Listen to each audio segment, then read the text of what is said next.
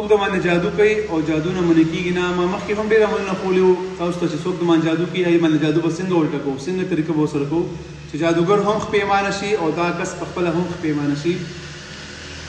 عمل داسې دی چې له شانتې مختلف دی نور عملیاتو نه، خو به هر حال تا ته به نجات میلاویږي، تا ته به سکون میلاویږي، تا باندې چې کوم جادو کېږي هغه په هغه باندې ورته کېږي. کول څه دي؟ یو میخ به راواخلې، میخ 4 انچي میخ به راواخلې، څوک ورته کیل وایي څوک ورته میخ وایي، خو میخ به راواخلې اسټل والا 4 انچي.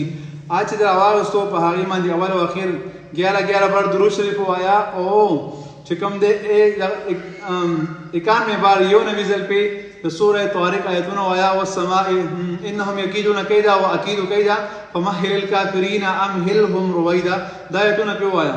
دا چې دی پې وویل په دغه باندې به دم کو دا وه چې خدای پاک ما باندې کوم اثرات وي یا الله دا مانه ختم کو، اوبه پې هم دم کو، اوبه اوس کا او دغه میخ چې دغه کې دا چېرته داسې ځای کې ټک وهه، مطلب یا ونه کې ټک وهه درخت کې، یا داسې ځای کې ټک وهه چې هغه ځای زنګي مطلب اوبه به کې ولاړې وي او هغه ځای څه وي فرش وي خو اوبه به کې ولاړې وي.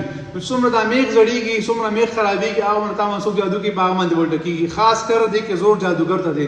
جادوګر به دې نه توبهګار شي چې په خپله بچا عمل کوي د باندې بار څه ورته کېږي. یو به د عملیات بیا کار نه کوي، بچا باندې تعویضونه کوي د عملیات به کار نه کوي. عمل د خوښ شو ډېر بهترین عمل دی، ډېر مجرب دی، الحمدلله ما بې انتها ازموده کړی دی. نو جادوګر په خپله توبهګار شي، په خپله توبې راشي ته وایي چې یاره ما غول خوړلی دی، ما ته معافي وکړه، ما په تا تعویضونه کوي، تا له په خپله معافی له هم راځي. او داسې حقیقت ته تاسو خپله کمنټ کې بیا ووایئ چې ما دا عمل کړی یا ما ته وایس میسج کې وایي چې ما دا عمل کړی، ما ته د خپل کس غل معلومه شو، ما نه معافي وغوښته. نو دا عمل وکړئ او ثواب په نیت باندې ملګرو سره ډېر شیر کړئ. او دا زما فیسبوک پیج کې شانتې فرق راغلی دی، نو که ملګري کمنټ وکړي کمنټ کې صلی الله علیه وسلم یو پیر ووایه، په یو پیر درود شریف ویلو باندې لس نیکۍ ملاویږي، لس ګناهونه معاف کېږي، لس درجې بلندېږي. ثواب په نیت باندې صلی الله علیه وسلم ولیکه. الله تعالی مو تاسو نه جزي. السلام علیکم ورحمة الله وبرکاته.